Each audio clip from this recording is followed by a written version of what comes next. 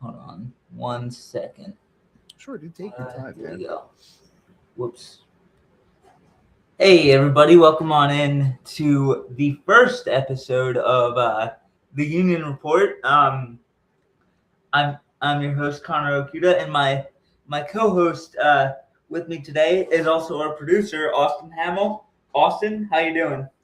I'm doing good, man. Feels good to get this started. I know we had been planning it for a couple of weeks and a couple of things sort of got in the way, but I am very excited to get this started with you because man, what looked like a team that was down and out has roared back into a bit of life here and starting to show that they could potentially push for a playoff spot by the time this season ends. Yeah, like as we sit here now, we're I believe 3 points out from ninth place, and ninth place is the final wild card spot. So, yeah, this team is on a bit of a heater. Six games in a row with at least 1 point. Um, and obviously they've gone undefeated in that time. Um, one of the biggest changes for me that I've seen since I've started watching the Union, it's just they're playing more aggressively, and I think well obviously that has to do with the man in charge, Ryan Richter. Um, what what do you think has been the biggest like key that you've seen under Ryan so far through six MLS games? I mean, honestly, the main thing for me is just this team's resiliency. We've seen a total paradigm shift in the way this team is putting forth an effort for a full 90 minutes. And it helps with essentially reestablishing a winning culture here with the team, even though, you're pulling a lot of draws right now. Still gaining points is gaining points. And being able to, keep Inter Miami to a draw, keep Austin FC to a draw, beat New York City FC coming out of Leagues Cup, and looking ahead even still, this Saturday up against New York Red Bull, who are currently one of the two playoff qualifier teams sitting Yeah, at eighth place. You're only 5 points away from them, yeah, and you've been putting together some really good games so far since coming back out of World Cup, and you have a really solid opportunity right now to start making that climb, and New York is the next step in that.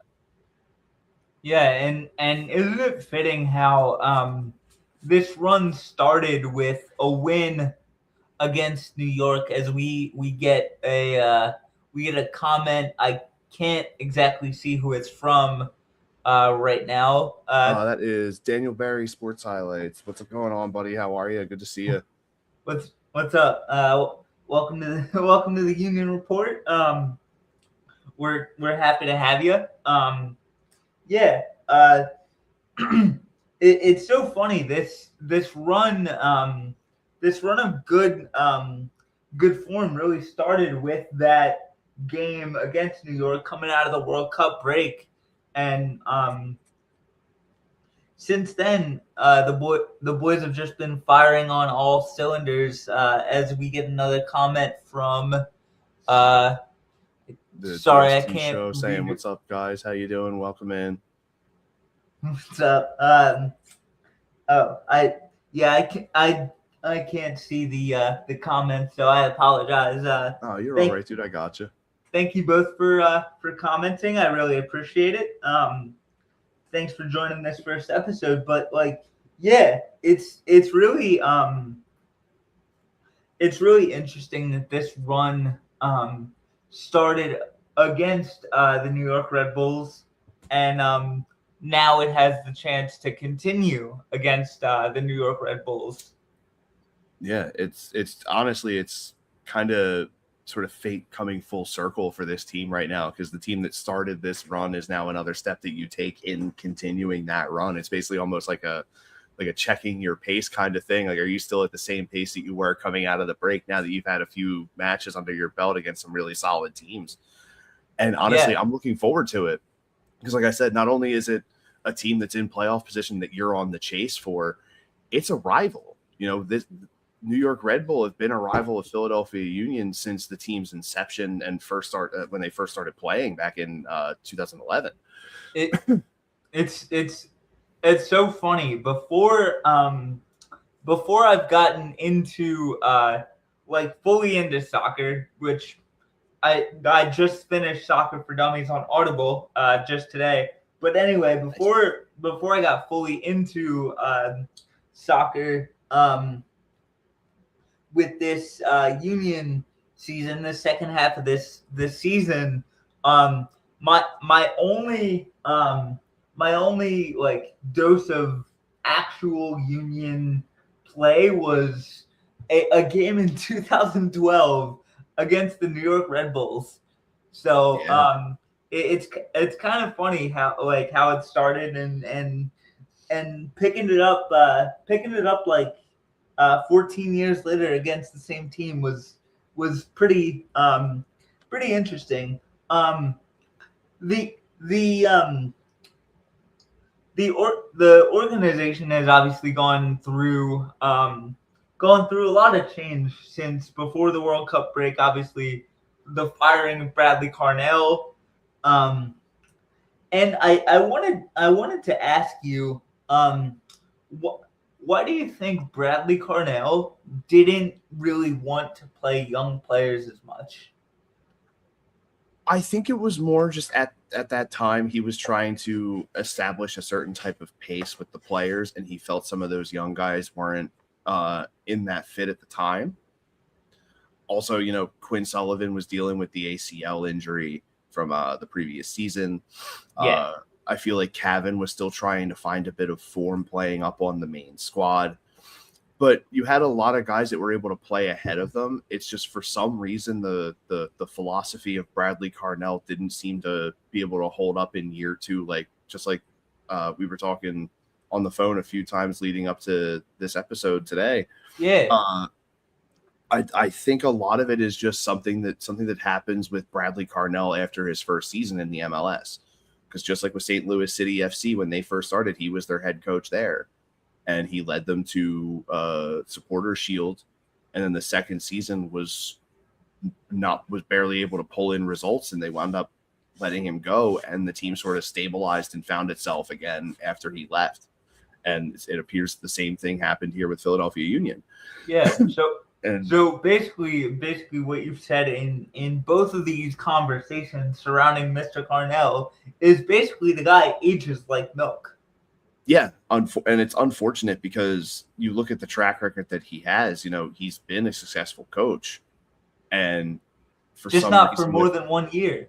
Just not with MLS for more than 1 year, which is even more unfortunate because it's strange to say, but a lot of people will tell you the MLS plays quite differently compared to other leagues around the world, compared to places in England, in Spain, all those places. So it is a very different paced game here in the United States with the MLS. So it could just be that his style of play of his philosophy for how he wants his team to play isn't able to keep up with the torrid pace that the MLS requires you to run at on a consistent 90-minute basis. Yeah, my issue with the whole sit deep and counterattack strategy is unless you have guys like Ronaldo, Di Maria, and whoever else was on that Real Madrid team, I don't think it's really gonna work because it relies on you having just absolutely incredible offensive players that you have to get them the ball before the defense can set up and obviously apparently we lost a lot of guys in the off season, but yeah, just over the past couple of years, even dating back a few years, Daniel Gazdag, Julian Carranza, you still I believe Mikhail Ua is now also gone. Even transitioning into the guys that you just lost in the offseason last year, even though one of them came back, Glesnes and Baribo, and then losing and regaining Wagner. You lost very key pieces to the structure that you were trying to build to help be able to see that come to fruition. Like the service that Kai Wagner has off of his left foot, be it from a set piece or finding a guy on an end line run, like he has that vision, and you need those kinds of guys to be able to play that counter attacking game. And you don't really have guys that have that full capability. So it makes it a lot tougher to be able to play that style when you don't have guys that fit into that.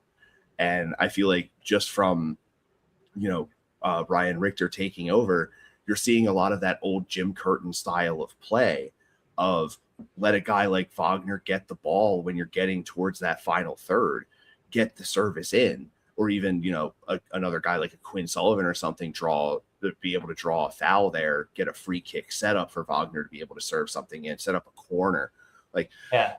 They're becoming more aggressive because of the fact that that's the style of team that they have. That's the makeup of what they have and what they've done. And that's how they've been successful.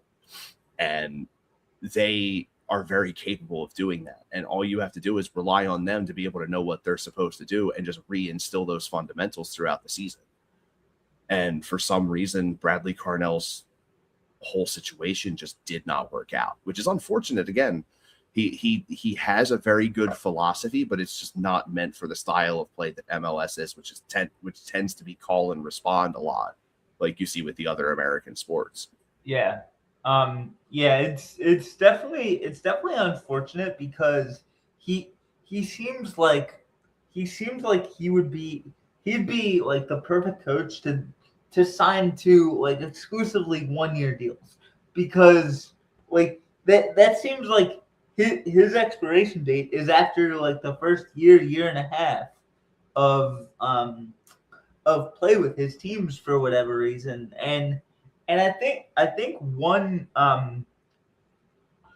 player that has definitely benefited from the change from Bradley Carnell to Ryan Richter is Kevin Sullivan. I mean, Kevin's been coached by Ryan since he was 8 years old when he first joined the Union Academy. So I mean, there has to be some level of trust there, and you can see it, like, because Ryan has given Kevin the ability to kind of be, like, to use a basketball term, to kind of be that point guard of the offense. And you see Kevin kind of embracing that role as a playmaker, that role as the facilitator. And this offense over these last 6 games, I think has scored 1.75 goals per game. I could be wrong on that, but yeah, this offense is clicking right now. Let me see. 3-2.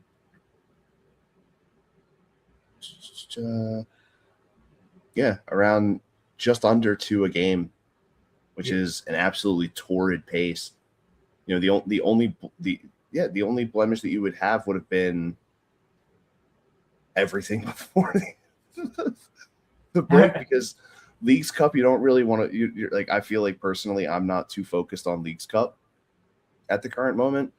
As a club, I would just be focused on getting right and being able to compete, because at the end of the day, what's going to matter more is going to be how you play in the league.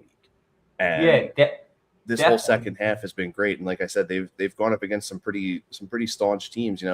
Red Bull playing against Seattle, Atlanta United, New York City FC, Inter Miami, Austin, coming into Red Bull, and then playing Montreal, Cincinnati, San Diego in the next 3 after that.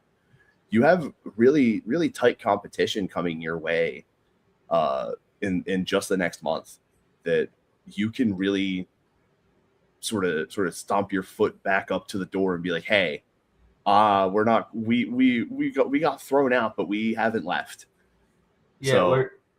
And more than anything, not only credit to Ryan Richter, but credit to the guys on that team, because they just like with the Philadelphia Flyers, there was a point where that team looked dead in the water and that there wasn't going to be much of a chance for them to be able to find their way into postseason play and be able to make noise. You're looking at a potential team that could make a storm back, get their foot into the playoff, and make noise. And like Joe Marks always says on This Week in Flyers hockey and This Week in Phillies baseball, it's not about being the best team all year long. It's about being the hottest team come end of the season with momentum that you can carry going forward. And they're doing that right now. And if they can sustain this, they have a really solid chance of making their way in. Yeah, and I've said this I've said this at different points to different people. Like I truly believe that this core, with the Sullivan brothers, Neil Pierre, Nathan Harriel, Wagner, and Andre Blake, like obviously Wagner and Blake are on the older side, but I truly believe this core can compete for the next 10 to 15 years. And like that I think that should kind of be on every Union fan's mind, because obviously we know Kevin has the deal to go to Manchester City when he's 18. So once I started following the Union, I actually wrote a letter. To the Union front office, like kind of explaining what a player like Kevin can do to a city and do to a country. Like, this kid has the potential to be the face of American soccer in America, and I mean, by like playing in an American soccer league. So, yeah, I actually proposed that that the Union explore like an academy exchange program where we send our academy players to Manchester City, and then Manchester City sends their academy players over to the Union Academy, and I think that's a pretty good alternative. I know you read the letter. What were your initial thoughts when you read it? I mean, it's definitely it would definitely be a great idea for a way to sort of help out with the pipeline, being able to filter a lot of that talent through not only the MLS play, but also being able to see play abroad. But another piece to sort of go along with helping this team produce in the long term, I believe it was the 18th of August, there was a report that a former Philadelphia Union defender and current member of Toulouse and a member of the United States men's national team, Mark McKenzie, is supposed to being transferred back to Philadelphia as a designated player starting in January of 2027. As begins to transfer over from into a new spring-summer schedule. They're going to be in 2027 doing what's called a sprint season, which is going to be a bit of a shortened season, so that way they can make that transition a bit simpler going into the following year of running just spring and summer. But former Union Academy product in Mark McKenzie, a couple other guys that are like that are Matt Turner, Christian Pulisic. Like there's been a fistful of really solid guys that have come out of this Philadelphia Union pipeline and have made their way over to play abroad. Both the Aronson brothers, Brendan and Paxton, I believe Weston McKinney as well. There have been quite a few players that have touched Philadelphia Union crests and then have gone to play all around the world. So you already have that possibility of having talent that is good enough to play in other leagues out there. And it just comes down to being able to make those proper connections to get those guys out to places that can help them develop a lot stronger, not only for the financial kickback that the team would see, but the production for them going forward in their young budding careers, because soccer can be a very brutal sport if you're not mentally prepared for doing that. And sometimes the toughest places to play are in Spain, in England, in France, like all those kinds of places. There's a lot of tough crowds that you have to go up against, and those guys can really learn a lot from playing in those types of situations in those hostile grounds. Yeah, definitely. I've heard a lot of mixed reports about Mark McKenzie. I've heard people say he's a good player. I've heard people say he sucks. So, as someone who covered the Union for a spell, what can we expect when we do acquire Mark McKenzie? I feel like you're going to see a lot more of an aggressive defenseman, pretty much along the same lines as what we had saw from guys like Elliott and Glesnes before they left the team. A guy that has the potential to be a defender of the year candidate. McKenzie, he's not on the U.S. men's national team for no reason. He's there because the fact that what he does is at the level of one of the best the country has to offer. So being able to have that connection with him already, being a former Philadelphia Union player, he made 22 total career appearances for the main squad. You have a lot of opportunity to have a guy who, again, is familiar with what the philosophy of being a member of this squad is, and the guy who has worked his tail off from being a product of the Philadelphia Union Academy to playing in the top league in Belgium, to also being a part of the men's national team roster during the World Cup. And that wasn't his first World Cup either. So he has a lot of experience, not only on the national stage, but on the international stage. So you're getting a guy who understands the pace of the league that he's coming to, and understands there are guys from other leagues that are coming over that are playing at an even higher pace than that.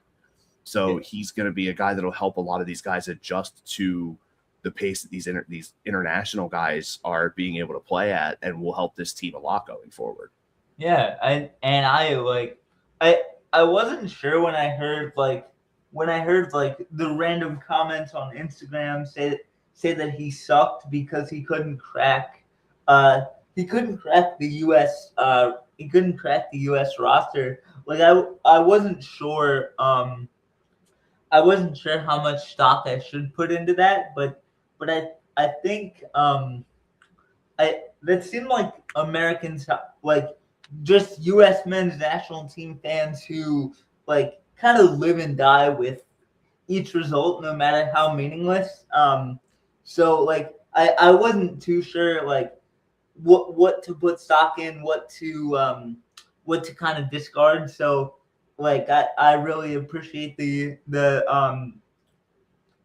scouting report on Mark McKenzie. I'm excited to watch the guy. I think getting another defender who's in his early 20s,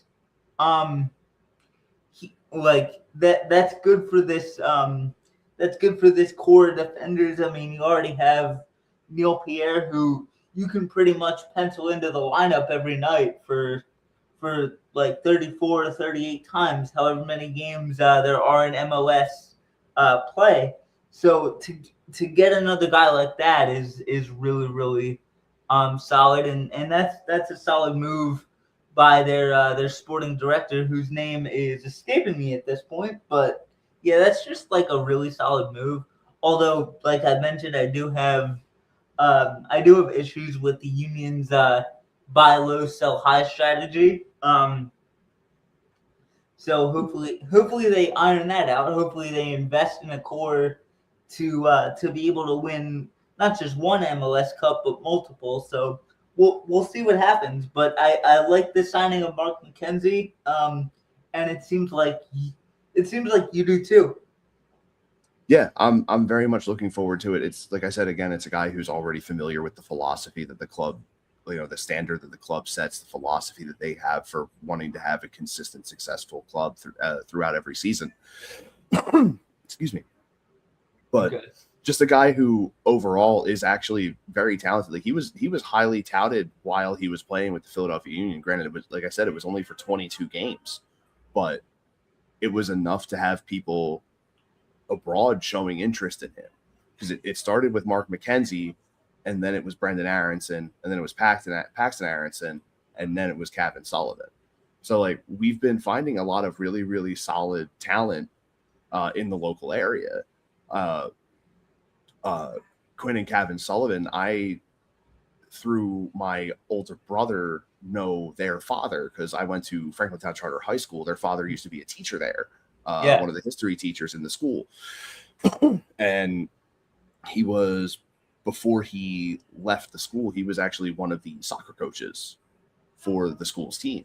Yeah. So he's a guy who has been involved in the sport for a very long time, has an incredible passion for it, passed that on to his kids, and his kids have been nothing short of amazing. Both Quinn and Kevin both are, oh my God, phenomenal talents that Philadelphia managed to find. And even before the whole thing with Manchester City came through for Kevin, I had heard reports that Real Madrid was even scouting him. So he had gathered vested interest from multiple big time clubs when he was like 12, 13. Yeah, he got signed to a professional contract with the Union at the age of 16. So that speaks volumes for the level of talent that kid has. He made his MLS debut at 14, I believe. Yeah, that's what it was. He signed it at 14 and made an appearance. Yeah, that's what it was. Just speaks volumes not only for the type of talent that Kevin is, but the development of Philadelphia Union to feel that he was league ready at the age of 14. Yeah, it's like the last time you saw anything like that was when the name Freddie Adu was floating around back in the early 2000s with DC United, which I mean, not as good as you would have hoped him to be, but even still, just the hype around it was incredible at the time, and we're experiencing again another potential United States wonderkind, like how we would again, like we had saw with Freddie Adu, like we saw with Christian Pulisic about a decade ago, and we're now seeing it again with Kevin. Yeah, and every single time the level of talent has just increased. That bar has been raised every single time, and now it's Kevin's turn to set the bar for what a young potential really good United States talent in the international soccer pool can really do. And Manchester City is an incredible starting point. Granted, I'm a Manchester United fan, so just like with Eagles Cowboys, I hate the shit out of Manchester City. But I'm so excited for him. When he does get over there, I need to get myself a kit. I immediately have to have that. And more than anything, I just hope that he lives up to all the hype, because he's already done so with Philadelphia Union. I mean, he hasn't really had a ton of score sheet notice, but he's been playing the game the right way. Yeah, been playing every single match the way he's supposed to for the time that he's out there, and he's making an impact. Yeah, and hopefully, here's my ideal scenario. Like we're able to keep Cav around until he's like 25, and then and then by the time he is 25, we win like maybe 2 or 3 MLS Cups. He wins like maybe 2 or 3 MLS MVPs, and then once he is 25, he can go over to the Premier League and he can like kind of be a club legend for Philadelphia, and then hopefully do the same thing for Manchester City.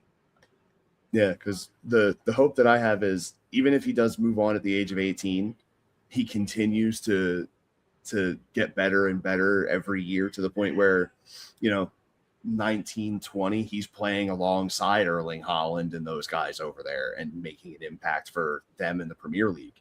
Yeah. Regardless of where he ends up, I just hope that the success for him continues, because that kid is really good right now, and he is definitely something special. And I feel like Manchester City got themselves a good one. Yeah, and I'm actually like, you'll find this hilarious. I'm actually gonna watch every Manchester City game just to hope they get relegated. I have a strange feeling that probably won't happen anytime soon. Manchester City has been a pretty staunch team in the top of the Premier League table, and I don't see them slowing down anytime soon. Erling Haaland is superhuman. Yeah, Just that whole team, how they flow around him and help feed him and get that. Not only him, but just the rest of the talent that they have in that club is top tier, and it's very understandable why they finish at the top of the table every year. You know, fighting with teams like Liverpool and Arsenal last season. My Manchester United side didn't finish as well. They finished in the top 10, but they didn't finish very, very high. So I'm hoping they can sort of pick it up a little bit, because God, I need something from that because it has been a disappointing few years for the Reds over there in England, man. But I am very much looking forward to Kevin being able to step onto a Premier League pitch and be able to see some action. yeah. I mean, definitely. Like, I definitely want that to happen eventually. Like, I just don't want that to happen when he's 18. Like, I want that to happen when he's like 25, 26. Like, I want him to be a Philadelphia Union Hall of Famer and then go to Manchester City. How realistic that could be, like, we don't know, but 2 years is a long time in professional sports, especially professional soccer. Oh yeah, even more so in professional soccer, because of the fact that you have all those extra outside of league tournaments. You know, you have things like Leagues Cup. God, what else is there? The U.S. Open Cup, the CONCACAF Gold Cup. Like, there's a bunch of stuff. Because CONCACAF Gold Cup is an international tournament, and then aside from that, there's all the club tournaments. So there's so many extra fits of play that you can get a chance to see these guys in, and it's going to be so much fun to watch Kevin play for Philadelphia Union for these next 2 years. And I just, even if it doesn't pan out the way it should abroad, just to be able to get a few solid years of production out of Kevin before that happens will still be great, because the kid is a very good talent. He wouldn't have been scouted the way he was for no reason. And even if he ends up coming back, I would love that. You know what I mean? Yeah.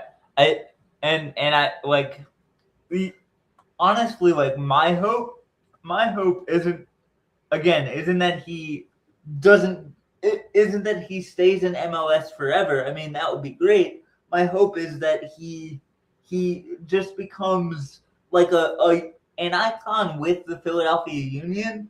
So by the time he does go to Man City or wherever else, people say, he came from Philadelphia Union. Not just, he had a cup of coffee with the Philadelphia Union. So we'll see what happens on the Kevin Sullivan front. But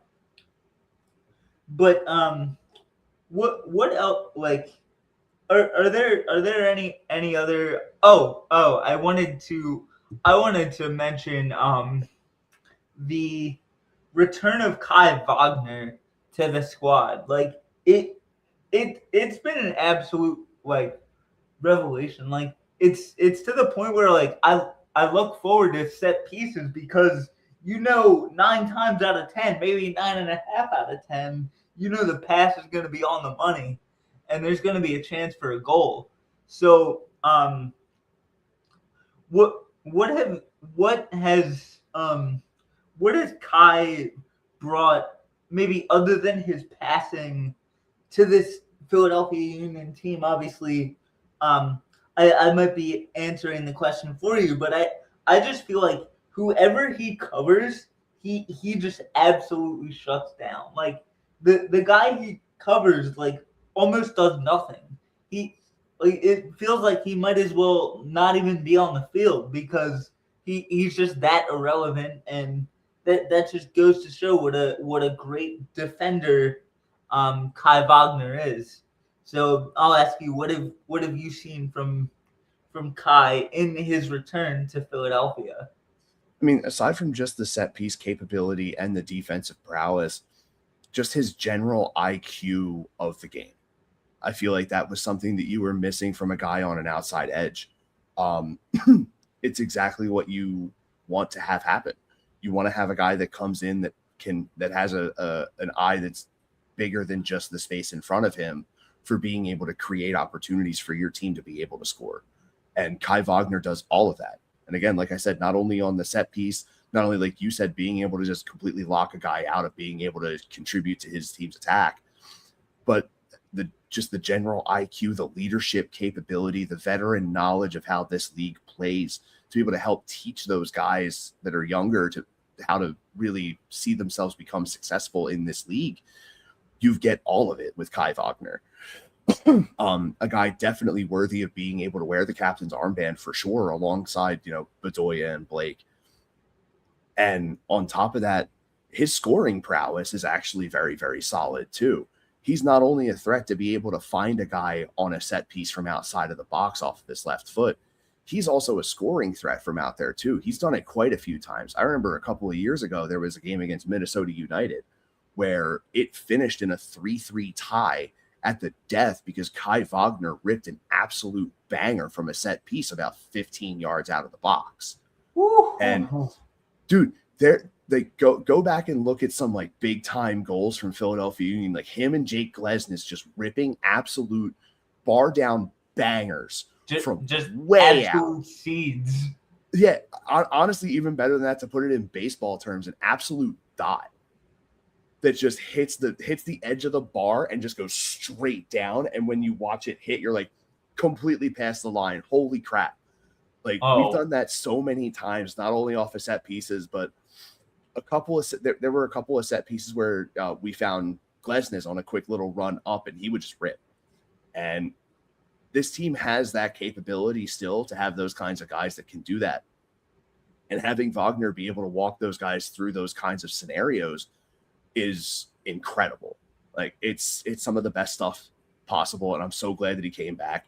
And on top of that, he came back in a designated player spot, which is different from a regular roster slot. So he's not taking up something from, like a Danley or or a Pierre or an Olowski or someone like that. Like all these guys that are capable of being in your starting 11, you can still keep them on your roster and have them come in as like how we had saw with Corey Burke back like 5 years ago as a super sub, a guy that comes in who's high energy right off the rip from coming off of the bench to help your team either extend a lead or battle back. Like having that kind of capability coming off of the bench from a guy who was originally a starting 11 piece is incredible contribution for a team that is looking to make their way into a playoff spot. And that's the exact kind of thing that you need to go along with the veteran leadership that Kai brings to pair alongside the other leadership core in Alejandro Bedoya and Andre Blake. Yeah. I think there's been discourse on like Union Instagram, and I don't really follow the Union on Twitter, but I'm sure Union Twitter as well, where it's like, why is Bedoya still on the team when we have one of the youngest rosters, if not the youngest roster in MLS? I think like a guy that's played well in massive games in the MLS is huge, especially for a young team with a young coach. So I think that whole argument when it comes to Andre Bedoya not deserving a spot on the Union roster is completely ludicrous to me. Yeah, and I mean, I totally get the Alejandro Bedoya hate because I was on that boat for a while too. But like, he's a guy who's seen it all, who's done a lot of it, and he has that incredibly good experience to be a very solid leader for the youth that we have, which is why I also sort of rope in Andre Blake and Kai Wagner as well. So there's just like you see with baseball, there are guys that are on the bench that you never see play because they're just there to keep the vibe up in the dugout. Yeah, they're And vibes guys. yeah, and that's kind of what Bedoya is, but in a leadership sense. You know what I mean? Like he's a guy who is a big vocal component for this team, where he doesn't need to be on the field to make an impact for this team. Yeah. He's a guy who can just, during timeout, during a quick, like a stoppage in play, he can be sitting there on the sideline, like doing his warm-ups down near the end line. Say a guy, goes down on a foul and, he's like being tended to a quick little bit. He can be down there, like be watching everything, give a quick yell out to somebody and like tell them to shift in a different way because the way the guy's been playing them so far. So you get that extra little bit of help in terms of like soft coaching from a guy like an Alejandro Bedoya, a guy who's been around the world playing this sport, who has had so much experience, played in multiple World Cups for the U.S. men's national team, who's had experience playing in some of the prime competition in places like England. So I mean, he has a ton of experience, a wealth of knowledge of the game to be able to help these young kids going forward. So I feel like I totally understand people wondering why he's still on this team. It's his intangibles. Yeah. It's almost like how Andrew McCutchen is now. He's not going to be as much of a producer at the plate or in the field, but on the bench, he helps keep the energy up. Yeah. And he helps coach some of the young guys because he's done a lot. Like Andrew McCutchen, he's a former MVP. He's 15 plus years in the league. Like the guy's been at a pinnacle of a career, and he knows what it takes to get to that point. And he's trying to pass that knowledge on to younger guys. And Bedoya is trying to do the same thing. Yeah. So I have a quick little follow-up question. Why were you on the like Alejandro Bedoya hate train for a while? I'm just wondering. Because it was more of the fact that he was eating minutes. Because we had Quinn Sullivan coming up, and I knew that he would fit in well in that spot that Bedoya was running. And Bedoya was only playing like 55, 66 minutes a game, where if you let Quinn run more than, 25, 30 minutes, he'll get exponentially better. And I was part of that simply because of the fact that I knew the talent was there with Quinn, and I wanted to see him be able to flourish. Him, Jesus Bueno, like there were a few guys in that midfield that I felt were capable of being able to run on that side mid.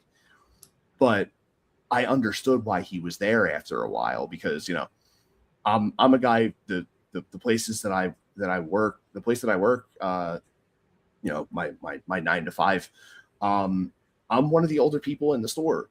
So I'm meant to be that extra helping hand of knowledge more than I am production.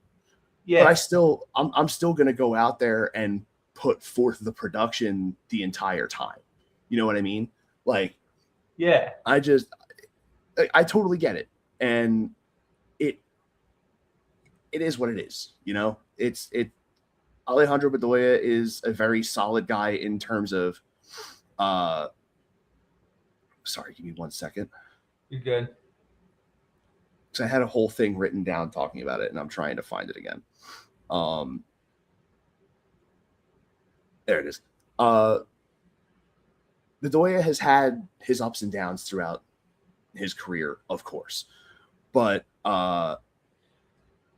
you can't hate on the fact that he can still contribute in ways that aren't on the pitch.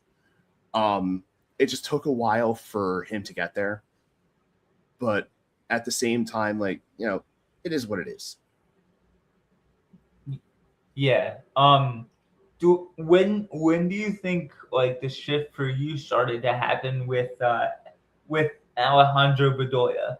When did you kind of shift from like, why is this guy playing, to like, okay, I understand his role on the team?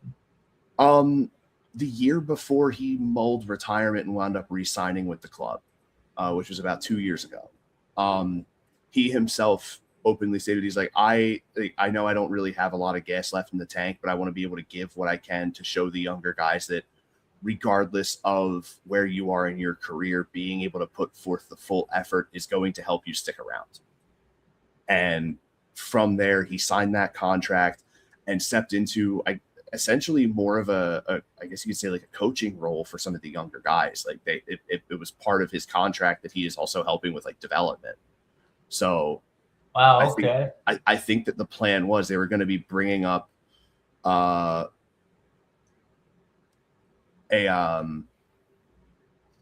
bunch of younger talent through the pipeline, come up to the main squad.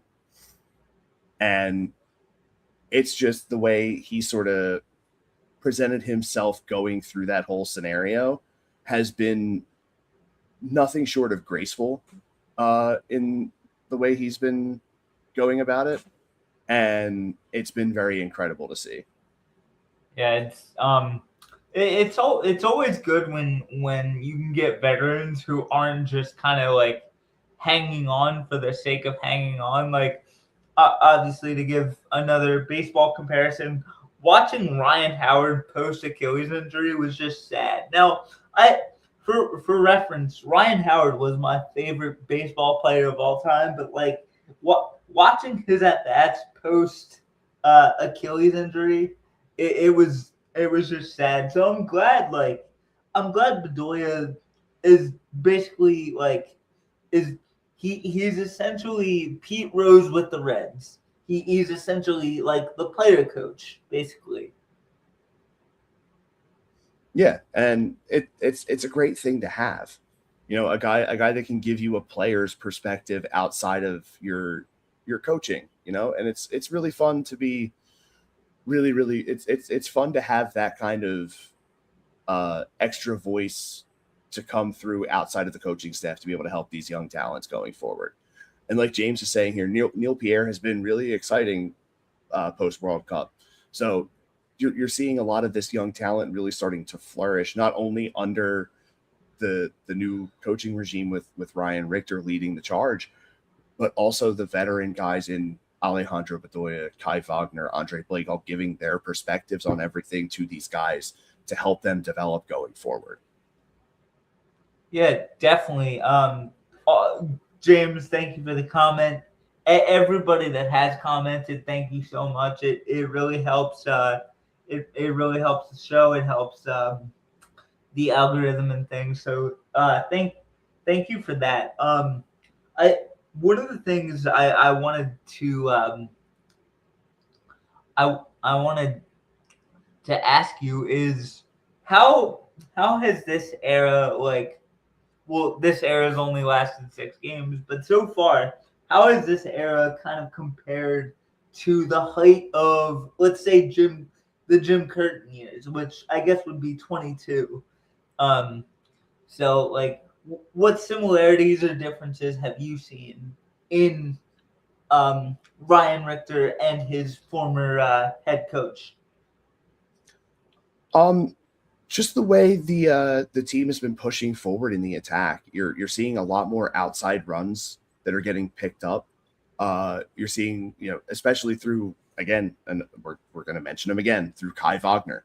He has that IQ, the eye on the field to be able to make those runs and put guys into positions to be able to score. And it's been nothing short of exciting. Yeah, it really has. I think you mentioned Kai Wagner, like I and correct me if I'm wrong, I think you were initially against him earning a designated player spot on the or designated player slot rather on the team. Could you kind of explain like that?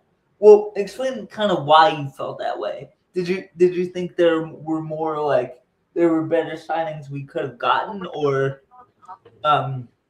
what was it something else entirely?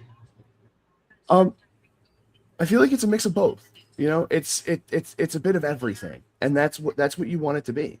You want it to be a mix of all the things that are working right for this team happening to happen at the exact same time. Because when you have every single thing happening the right way at the right time, that's when you start to see that success. That's when you start to see wins. That's when you start to see points. When you start to see yourself climbing the table. And that's everything that you need right now, because you're a team that is in transition. A lot of the league is overlooking you now. You have the opportunity to become, even if you, I said this about the Flyers, man, even if you don't make it into the playoffs, you have an opportunity to be a spoiler for a team that is looking to fight their way in or hold on to a spot in there. Definitely. Do you think, like, what percent chance, if you were to put it, write it in stone right now, August, whatever date it is, 2026, of percent chance that the boys in blue do make the playoffs, what would that be? Honestly, a lot of the competition that they have coming up is lower end of the table. I feel like we're just shy of 50%. I would put it at about 45 right now. But if you win against Red Bull and Montreal going into Cincinnati, I feel like if you can pull any points from Cincinnati, it catapults you over 50%. Because Atlanta and DC is only 3 points away, and they're 11th. And along with DC, Toronto and Orlando are also tied with DC at 24. So you're 3 points away from your first playoff spot. Then it's 5 points to Red Bull, 6 points, which is just 2 wins to New York City, and then 10 points to Cincinnati. That's number 6. I mean, I don't think you're going to catch Nashville right now at 49, where you're sitting at 21. But there's still, I believe it's 17 or 18 matches left. So you could gain a lot of ground and be able to get into the playoffs. You just have to, some of these matches, you may have to have the ball bounce your way a little bit. But, like, there's really solid chance. Yeah, the ball in soccer can bounce like so many weird ways, and like games can go pretty haywire pretty quickly. So you truly never know what's gonna happen. And like I'm sitting over here in Maryland, like kicking myself because like how have I not gotten fully invested in this sport before? Because I was what you would call a World Cup soccer fan. Like I would turn on the World Cup and then check out for another 4 years. But I'm glad I'm like fully bit with the bug now. It's pretty incredible. Yeah, and you, like I said, I mean, gosh, what was the rest of this schedule again? Because you are looking at, let me see here. Just caught me up to it. So New York, Montreal, Cincinnati, San Diego, Kansas City, Orlando.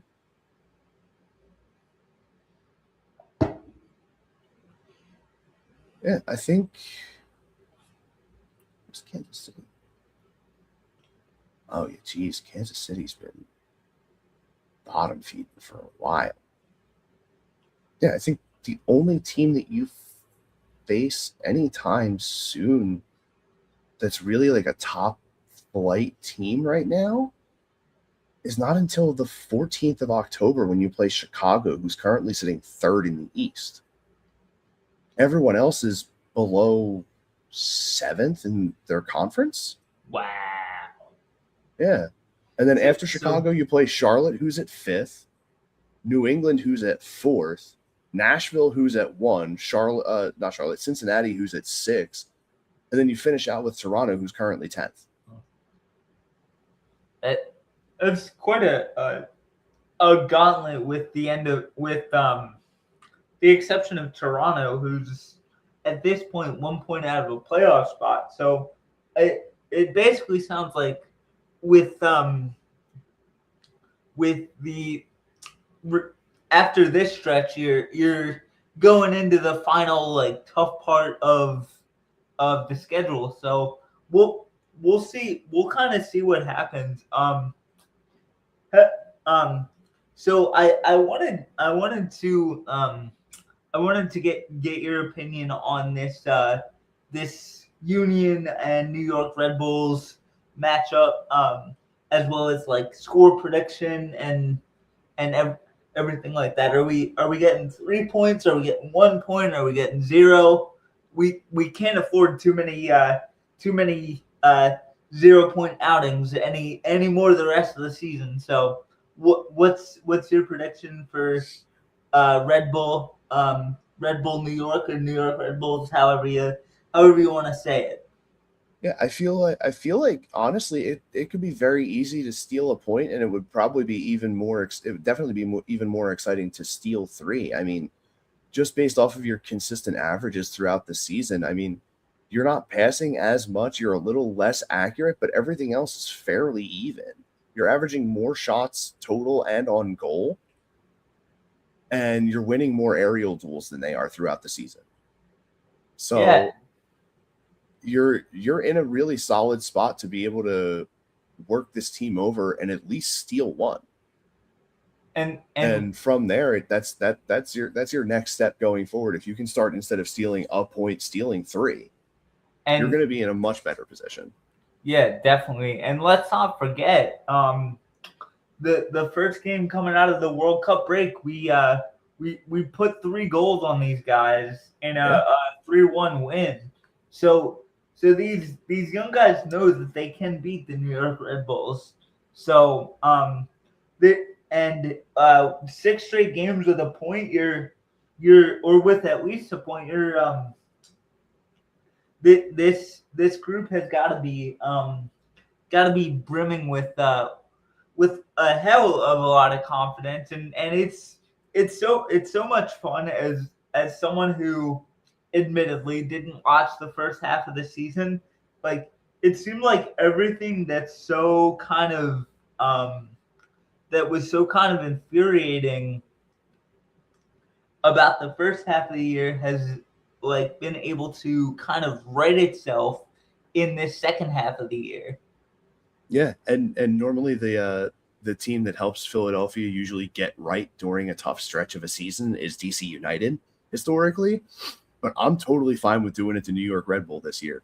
I'm 100% okay with giving it to them Yeah, because just because of the fact that, like I said, it's a big rivalry for a lot of Philadelphia fans. You know, having to play against the New York team in general is usually a pretty big rival, like the Phillies with the Mets, Flyers with the Rangers, but like none of them have been. I mean, aside from the Phillies Mets, there hasn't really been many like equally as fierce Philadelphia New York rivalries, and I feel like Philadelphia Union New York Red Bull has become one of those fierce ones. And honestly, with the end of match shenanigans that we saw against them not last week, 2 weeks ago, Inter Miami might start to become a bit of a rival because of how yeah. heated that got at the end of that. Because god dang, I mean, thank goodness they wound up rescinding Cavan's red, so he was able to play in that in the following match. But things got really dicey with Inter Miami there, and coming out and being able to play Austin FC to a draw.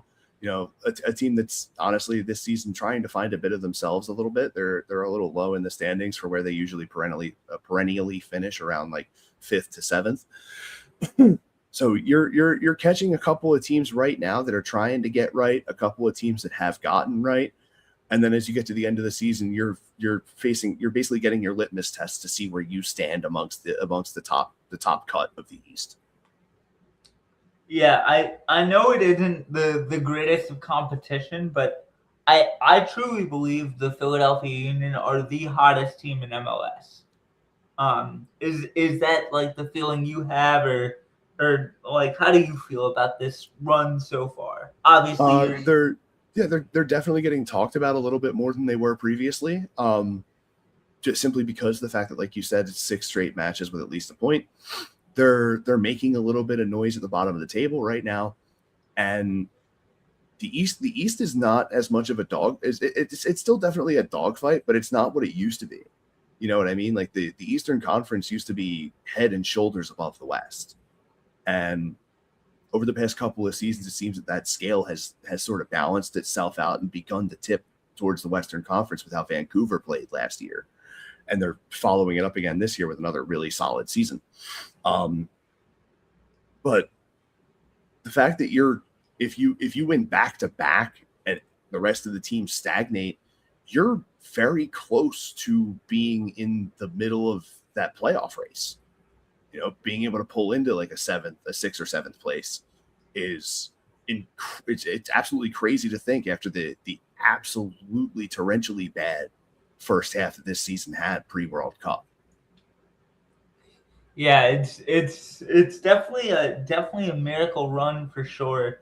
Like I know that season didn't end the way we would have wanted it to, but I feel like this Union run, again, it's only 6 games, but I feel like this Union run is eerily similar to the 2022 Phillies.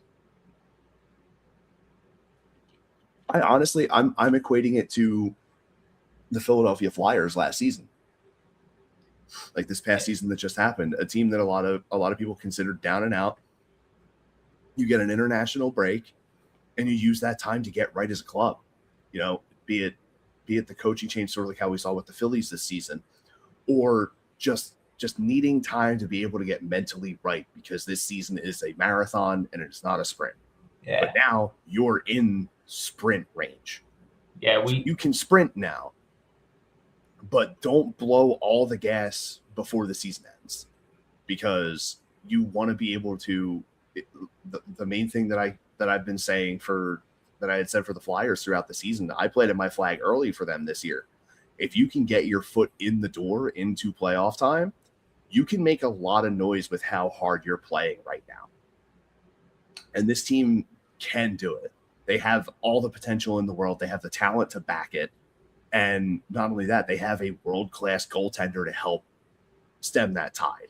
Yeah, and whenever you're fighting for playoffs, if you can have a goalie like Andre Blake to be able to stop shots and things like that, that can help. That helps your offense too, because they only need like one really crucial moment to change a game.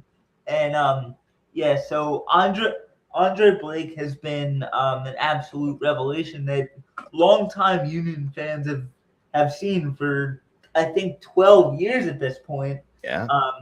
So I'm glad I'm catching the tail end of his career. Man, when he was in like the prime of his career though, about 4 or 5 years ago, man. Woo, boy, what a thrill it was to watch him between the pipes, man. I mean, he's still got it for sure, but when he had a little bit more youth to him, man, he was really, really good. You know, winning goalkeeper of the year awards, being named to the league's best 11, the All-Star nods. Yeah. he potentially can go down as one of the better goalkeepers in MLS history. I mean, he's one of those guys. I'm glad he's on our team, and you can just see like the belief he kind of instills in that locker room, on that sideline, and things like that. It's basically like having another coach on the field. Like, it's really special to watch, and it's really a special thing to experience for sure. Anything else from you before like I do some post-production stuff? No, just looking forward to this game on Saturday. I can't wait to see how this team performs again, playing against a team that was sort of their get right game to come out of the World Cup break, see if they still got it against them and roll forward from there, because it's a tight race in the Eastern Conference, and I'm looking forward to it every step of the way. Yeah, me too. And you can catch Austin on twitch.tv/Hambo26, and you can catch me on Sports Live in the 215 on all platforms: Instagram, Twitter, Facebook, YouTube, obviously. So that's where you can find us. This will be our normal time slot at the 6 o'clock hour on every Wednesday for the Union Report. For Austin Hamell, I'm Connor Ochuida. Thank you guys for watching. Subscribe to Hardcore Sports Network, Stream Punk Entertainment, Sports Live in the 215, all the things, and as always, go Union. Go Union.